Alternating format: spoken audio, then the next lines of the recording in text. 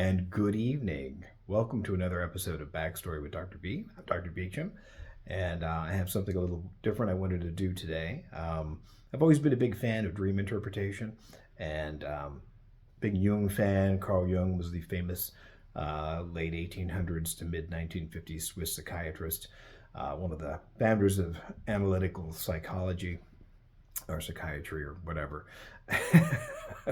I'm not going to parse words on that one. But anyway, I've always liked his methods of dream interpretation. And not all dreams have a whole lot of meaning. You know, a lot of them are just kind of you digesting the process of the day. But he was a firm believer that dreams were a direct window into the unconscious, the subconscious, what's actually happening in your deep inner soul, what, as Christians would call like the inner man, and the kind of processes and the kind of thoughts that are happening below the surface of your awareness. And I have practiced sort of self-dream interpretation for decades now, and I found it to be very helpful a lot of times. A lot of times it was really tedious, but I had a dream the other day that was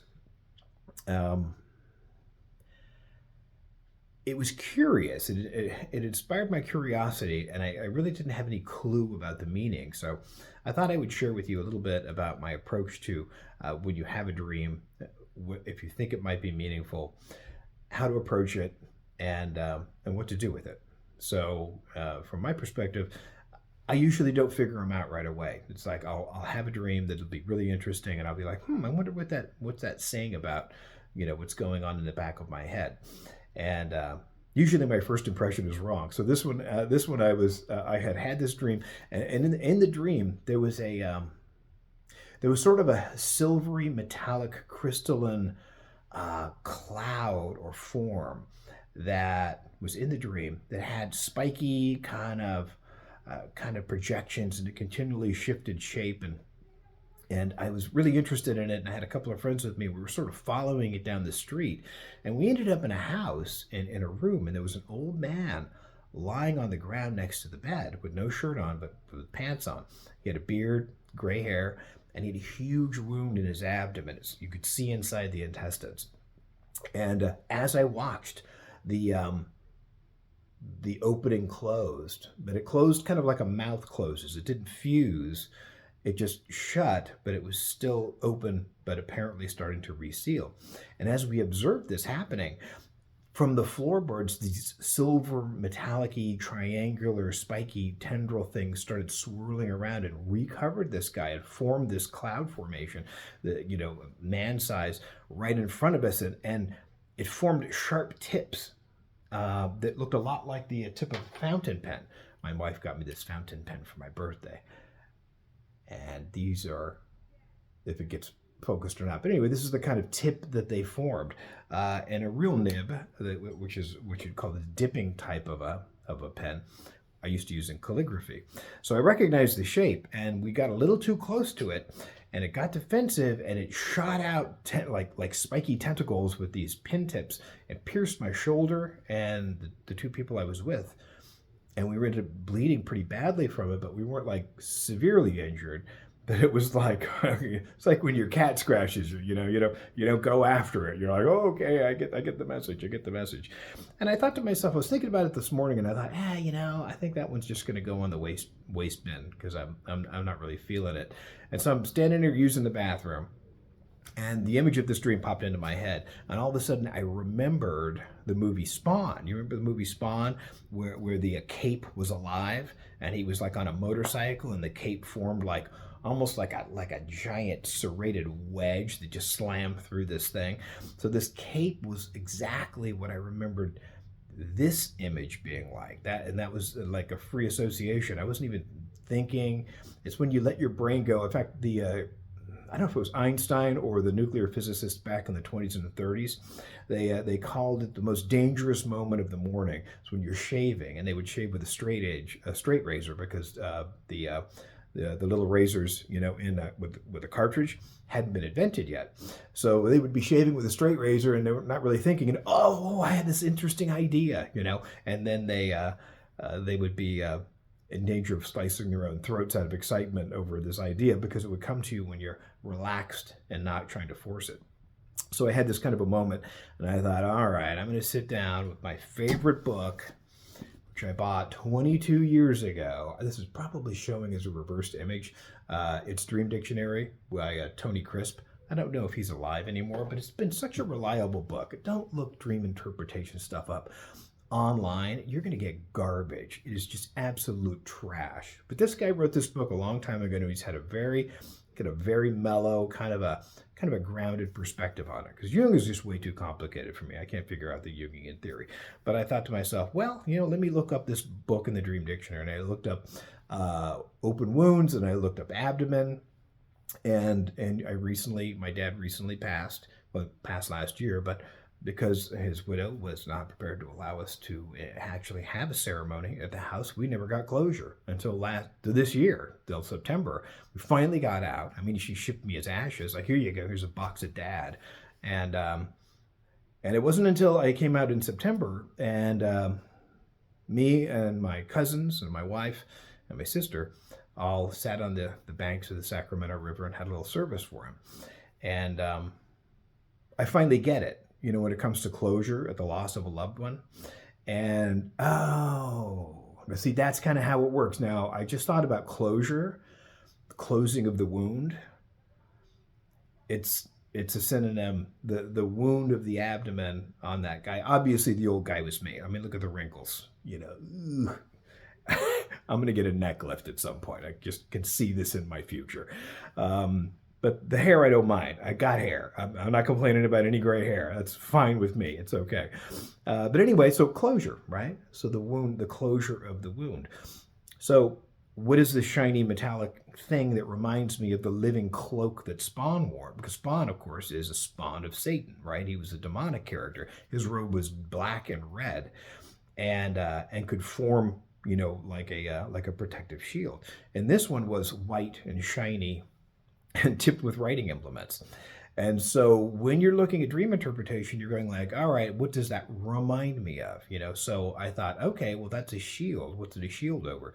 It's a shield over a wound, the wound of my father's death, which is having closure now. I literally just thought of that for the first time. And that's kind of how it works.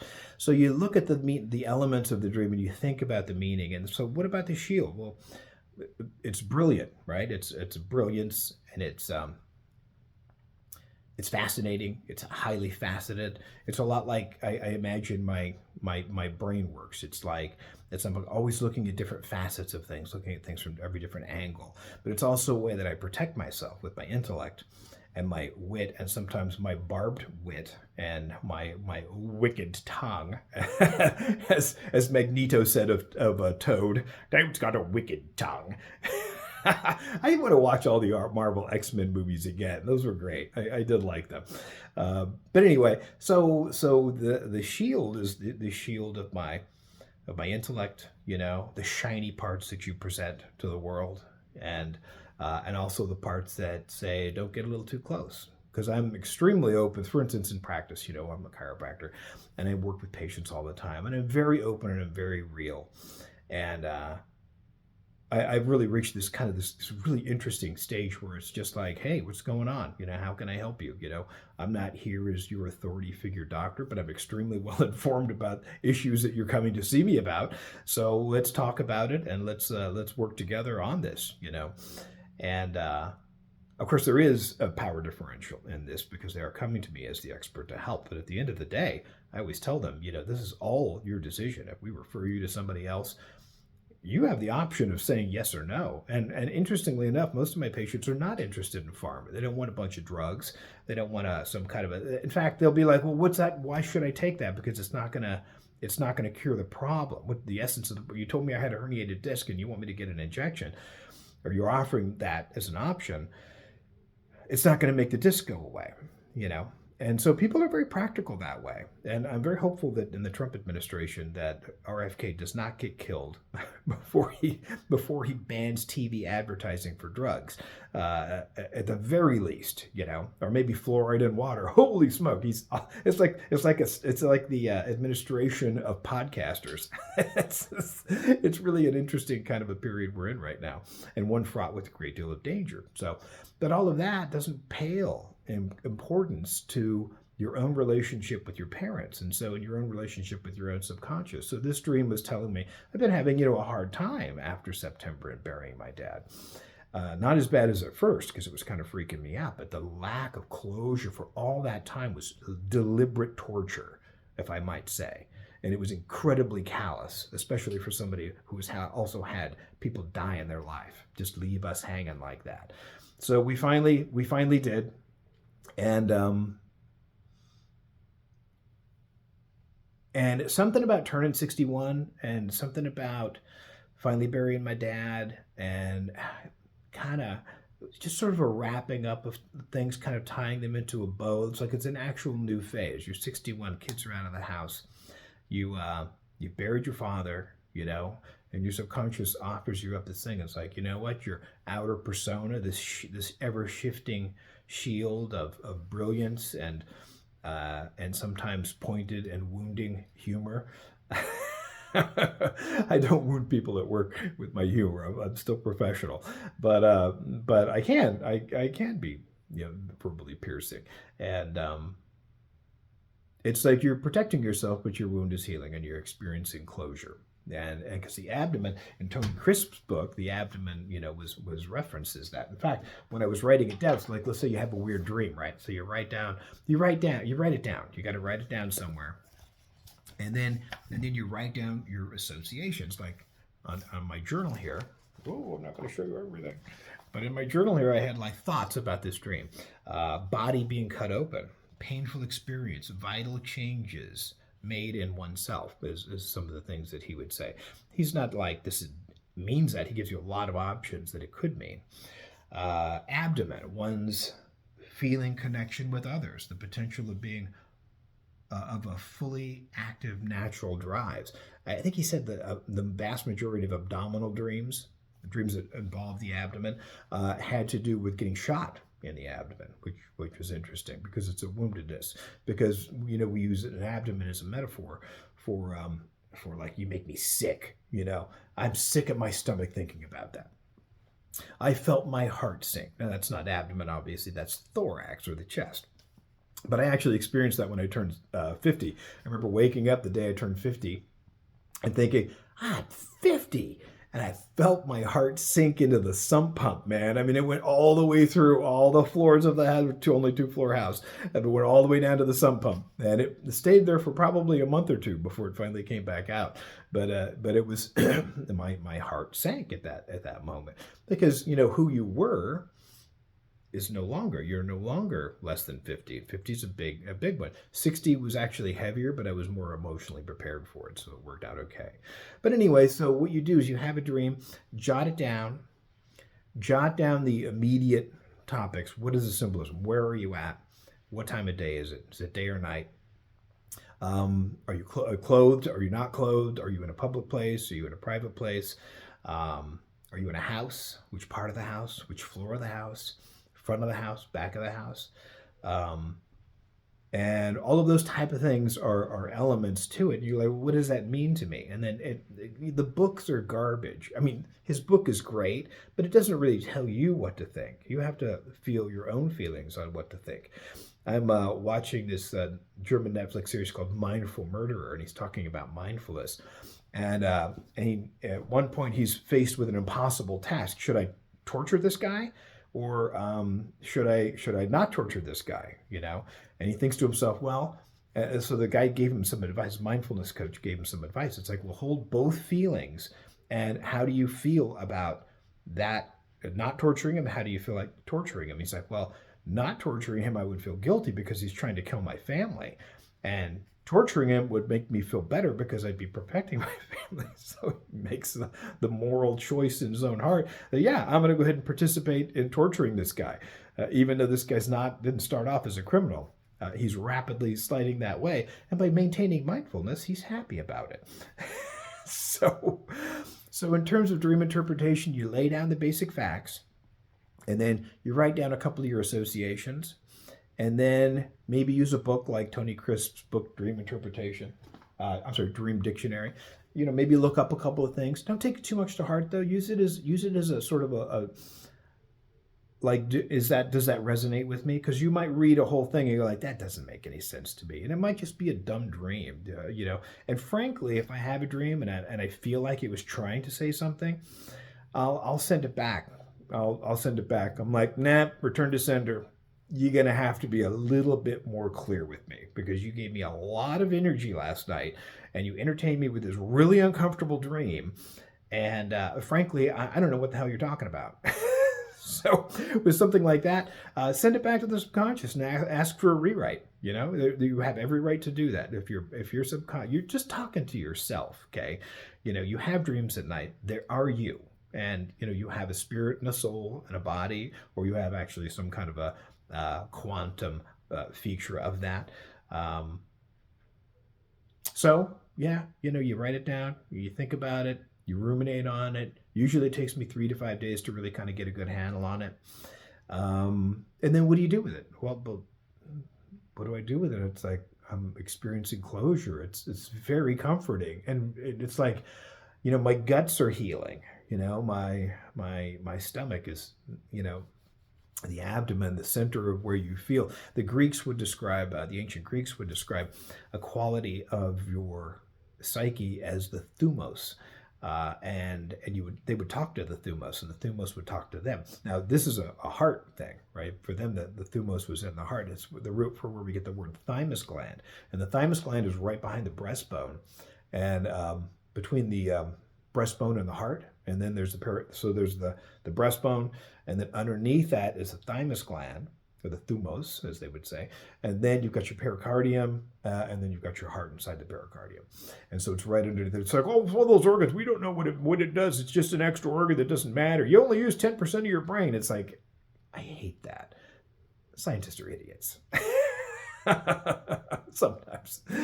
Actually, it's really pretty bad right now. So anyway, so then you you do your free association. You're like, well, what does that remind me of? You know, and then when you come to a conclusion, it's like, wow, you know, sometimes you really have a deep insight. And doing this tape, I did not want to do this tonight. I didn't want to tape anything. I'm tired. It was a very long weekend. And I thought, well, let me just bang this out, you know, because I had this dream and it was kind of cool. And maybe it'll help somebody else if they have a weird dream. I mean, I've had dreams about my dad since he's passed away too. And one, we were walking into a mall. I've had a couple of mall dreams with my dad, and we were going to go into the mall, and we had to look for something. And he turned to me and he said, "I just want to help." I asked a patient the other day. She told me her father had passed earlier this year. I said, well, my dad just passed. I said, did you have a dream about him? Boom. And that's kind of weird thing that I'll do, you know, where your soul will sort of reach out to somebody else, and not in an inappropriate way. Nobody ever takes that wrong, you know, because they've just lost their parent. And I've had people come to me and go, I missed for the last week because my so-and-so died, or, you know, whatever. And you're like, I'm so sorry to hear that. And just say that. Just, I'm so sorry to hear that. It must be very hard for you. And they'll be like, yeah, it is. And I'm like, I understand now, you know, because I've lost my dad. I said, so did you have a visitation afterwards? And not, it's off tangent, but it could have just as easily asked, did you have a dream? But in this particular case, I said, did you have a visitation? She said, yes. A week or so later, I was in my bed and I was snuggling down for the night, and I saw something in the open doorway, and I thought it was my niece who was staying over with me. And she said, you know, girl, what are you doing? Da, da, da, da. And she didn't hear anything back. And then she looked in the doorway, and it was her father was standing right there, looking right at her. And he said, it's going to be okay, baby. And then he was gone. And I said, oh, my dad. When my dad appeared to me after his death, I was working on a car out in my driveway. My dad loved cars. He liked working on them, but he wasn't very good mechanically. He was more into the paint and polish, where I was much more into the mechanical engineering aspect of it. And I'm wrenching on this car, and a gust of wind comes by, and out of the corner of my eye, I see a dark shadow off to my right starting to move past me. And I'm like, I'm not going to look. I'm not going to look. I'm not, you know, when you're telling yourself I'm not going to look, that means you actually see something. You know, don't lie to yourself. You know, just say you're not going to look at what you see. Walking right past me. And I didn't want to have a conversation with him. I did not want to engage instinctively. But in her particular case, it was a completely different experience. And apparently this happens with quite a few people. So, the dead can appear in your dreams, and your dreams can also help you deal with the remnant of a death. So they shouldn't be taken lightly, but they shouldn't be taken so seriously that you obsess about them, and you're looking for them, and you're seeking things. You don't want to reach out into the universe too much and pull influences in. Your subconscious will talk to you. So that was that's my story for today. So I hope it helps somebody. But it was fun talking to you guys, and I had to get that off my chest. I got my thumos off my chest and my abdominal wound closed. So have a good night, and happy Thanksgiving if I don't talk to you sooner.